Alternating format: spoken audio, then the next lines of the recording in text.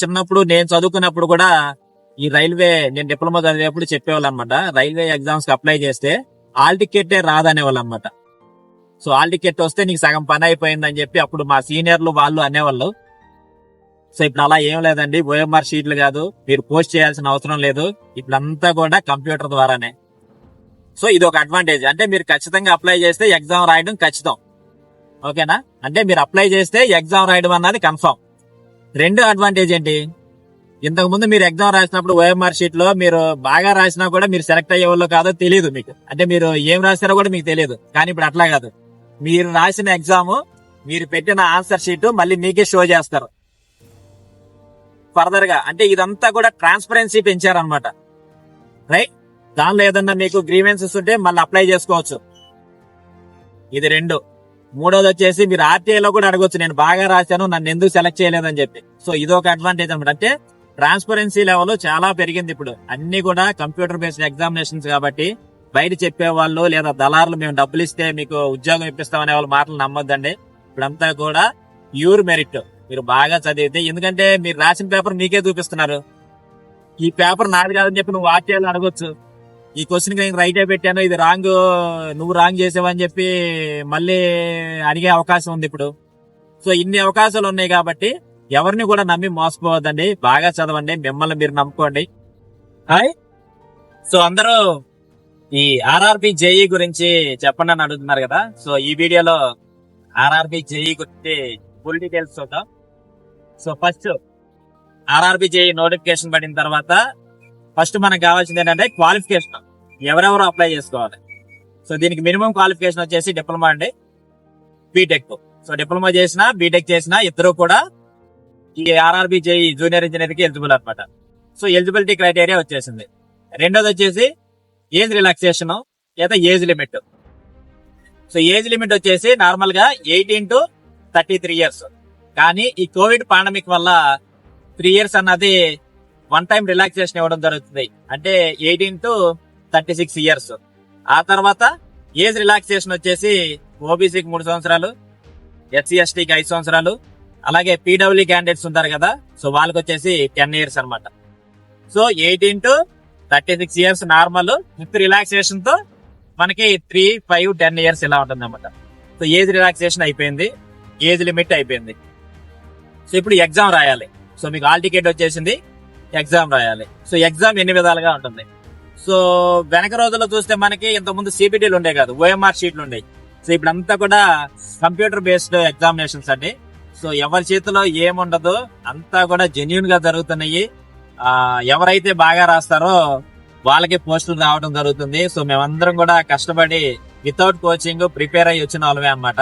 So ఇదంతా ఎందుకు చెబుతున్నానంటే, so మీరు కూడా కష్టపడితే మీకు కూడా జాబ్ వచ్చే అవకాశం ఉంటుంది. సో కోచింగ్లకి వెళ్ళి లక్షలు కట్టి టైం వేస్ట్ చేసుకోవాల్సిన అవసరం లేదు.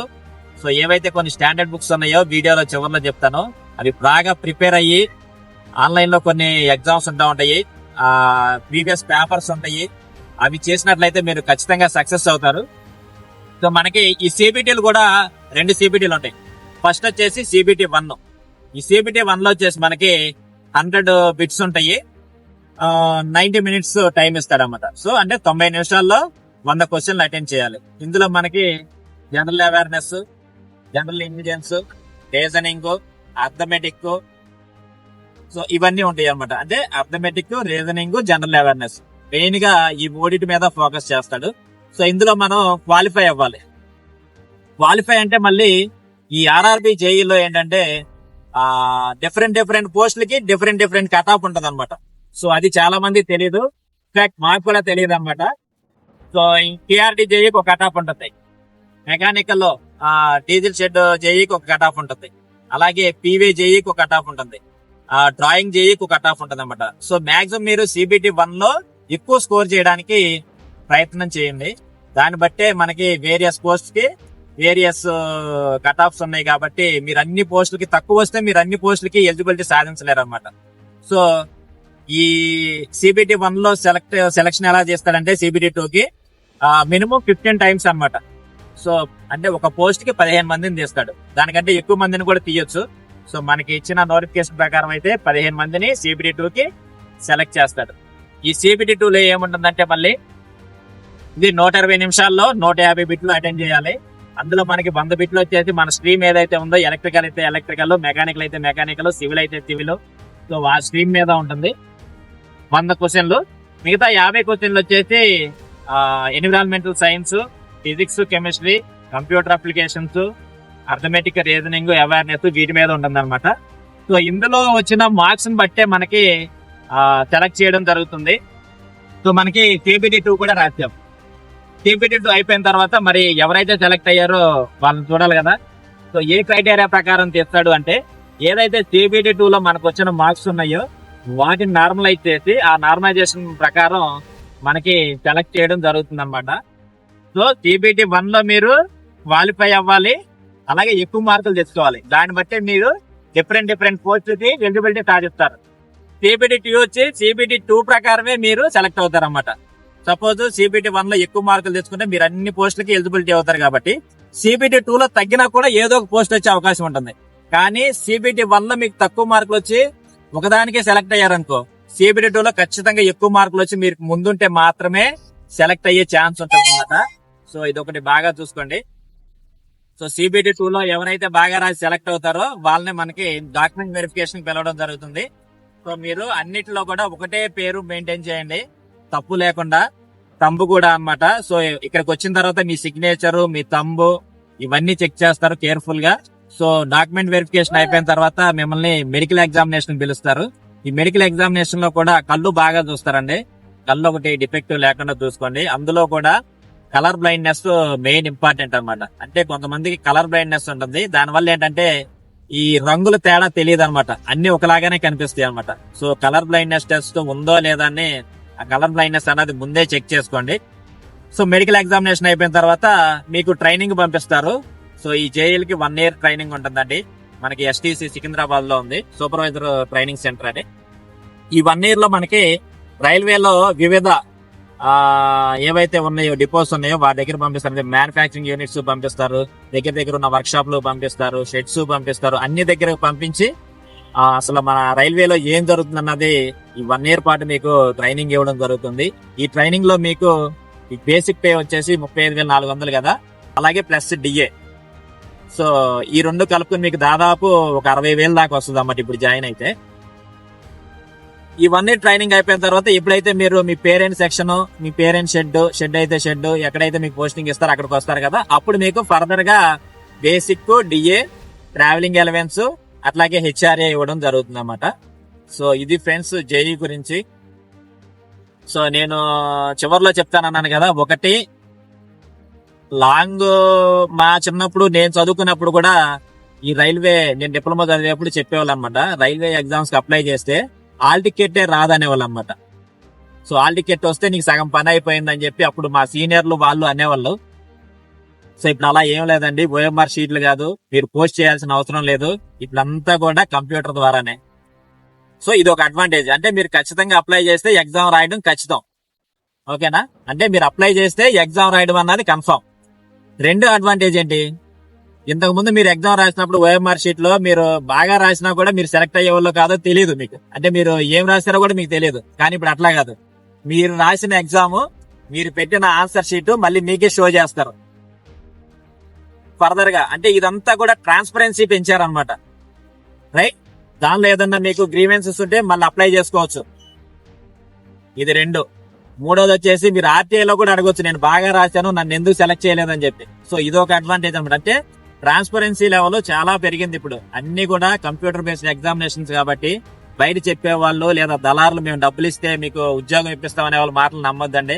ఇప్పుడంతా కూడా ప్యూర్ మెరిట్, మీరు బాగా చదివితే. ఎందుకంటే మీరు రాసిన పేపర్ మీకే చూపిస్తున్నారు, ఈ పేపర్ నాది కాదని చెప్పి నువ్వు RTIలో అడగొచ్చు, ఈ క్వశ్చన్ నేను రైట్ అయి పెట్టాను, ఇది రాంగ్, నువ్వు రాంగ్ చేసావని చెప్పి మళ్ళీ అడిగే అవకాశం ఉంది ఇప్పుడు. సో ఇన్ని అవకాశాలు ఉన్నాయి కాబట్టి ఎవరిని కూడా నమ్మి మోసపోవద్దండి, బాగా చదవండి, మిమ్మల్ని మీరు నమ్ముకోండి. సో బేసిక్ గా మనకు కావాల్సింది బుక్స్ అని చెప్పాను కదా. So arithmetic, reasoning, general awareness, వీటికి నేను చదివింది అయితే అథమెటిక్, రీజనింగ్ కి RS అగర్వాల్, జీకేకి వచ్చేసి ల్యూసెన్స్, హైటెక్ విజయ రహస్యం, శ్రీ పబ్లికేషన్స్. నేను ఎలక్ట్రికల్ అండ్ ఎలక్ట్రానిక్స్ ఇంజనీరింగ్ చేశాను కాబట్టి దీనిలో నేను చదివింది BL తెరేజా, JB గుప్తా, సో ఇదే చదివాను, ఇంకెక్కువ ఏం చదవలేదు. బయట ఇప్పుడు ఇంకా సింప్లిఫైడ్ చేసిన మెటీరియల్స్ కూడా దొరుకుతున్నాయి. సో అవి కూడా చూడండి. అంటే అప్పటికి ఇప్పుడు చాలా చేంజ్ వచ్చింది కాబట్టి సో మీరు బాగా ప్రిపేర్ అవ్వండి, బాగా అటెంప్ట్ చేయండి. 4 సార్లు ఫెయిల్ అయినా పర్లేదు. సో చేసిన తప్పుల నుంచి మనం ఇంకా నేర్చుకుంటాం కాబట్టి పట్టుదల వదలకుండా ప్రయత్నం చేయాలి. అలాగే ఇక్కడికి వచ్చిన తర్వాత జాబ్ కల్చర్ ఎలా ఉంటుందంటే, సో మనం జాయిన్ అయ్యేది లెవెల్ 6 అనమాట. లెవెల్ 6 అంటే జూనియర్ ఇంజనీర్. లెవెల్ 7 మనకంటే ఒక స్టెప్ పైన సీనియర్ సెక్షన్ ఇంజనీర్లు ఉంటారు. లెవెల్ 8 అంటే ఆఫీసర్ గ్రేడ్, ఎవరైతే గ్రీనింగ్ ఉంటారో. మనంతా సి కేటగిరీ, వాళ్ళు బి అనమాట, గ్రూప్ బి పోస్టులు, మనం గ్రూప్ సి పోస్ట్ అనమాట. సో మనకు అర్థమయ్యే విధంగా చెప్పాలంటే, ఇంకా ఇప్పుడు హెల్పర్ కింద గ్రూప్ డి పోస్ట్ జాయిన్ అయ్యే వాళ్ళు లెవెల్ 1. అలాగే అసిస్టెంట్ లోకో పైలట్లు ఉన్నారు కదా, ఏఎల్పీ జాయిన్ అయ్యే వాళ్ళు లెవెల్ 2. అలా చూసుకుంటే మనది level 6. Senior section engineer level 7. ఆ తర్వాత లెవెల్ 8, లెవెల్ 9 వీళ్ళందరూ కూడా గ్రూప్ బి పోస్టులు అనమాట. అంటే గెజిటెడ్ ఆఫీసర్లు అనమాట, ఆఫీసర్ పోస్టులు అవి. సో లెవెల్ 6 లో జాయిన్ అయ్యారు కాబట్టి ఒక సీనియర్ సెక్షన్ అండర్ లో మనం ఏదో ఒక సెక్షన్ ఇస్తారు, అందులో వర్క్ చేయాలి. సో మనకి ప్రమోషన్ వచ్చేది 3 సంవత్సరాలు, 4 సంవత్సరాలు, 5 సంవత్సరాల్లో మనకి సీనియర్ సెక్షన్ ఇంజనీర్ వస్తుంది. కాబట్టి ఆ సీనియర్ సెక్షన్ ఇంజనీర్ వచ్చిన తర్వాత నీకు సెక్షన్ ఇవ్వడం జరుగుతుంది. ఆ సెక్షన్ మెయింటైన్ చేయాలి. మీ అండర్ లో కొంత మ్యాన్ పవర్ ఉంటారు. సో ఈ హెల్పర్లు గానీ, technician 3, technician 2, technician 1, senior technician వీళ్ళందరూ కూడా మీ అండర్ లో ఉంటారు. వాళ్ళందరితో మనం పని చేయించాలి. ఏమైతే మనకి అసైన్ చేసిన సెక్షన్ వర్క్స్ ఉంటాయో అవన్నీ చేయించాలి. సో జూనియర్ ఇంజనీర్ కి ఒకటే అండి వచ్చేది ప్రమోషన్, అది సీనియర్ సెక్షన్ ఇంజనీర్. ఆ తర్వాత గ్రూప్ బి పోస్టులకి వెళ్ళాలంటే లాంగ్ టైం పడుతుంది. మనం రిటైర్ అయ్యే సమయంలో మనకి మెరిట్ ప్రకారం గ్రూప్ బి పోస్ట్ వస్తుంది. లేదు అంటే 5 సంవత్సరాలు అయిపోతే, 5 సంవత్సరాలు కూడా లేదు, ఇప్పుడు 3 సంవత్సరాలకి కుదించారు. 3 సంవత్సరాలు మన సర్వీస్ అయిపోతే మళ్ళీ మనం పోస్టులు పడతా ఉంటాయి, గ్రూప్ బి పోస్టులు అంటే ఇంటర్నల్ పోస్ట్ అనమాట. అవి రాసి మనం గ్రూప్ బి పోస్ట్ సాధించవచ్చు అనమాట. సో ఇది జేఈ నుంచి ఎదగాలనుకునే వాళ్ళకి అనమాట.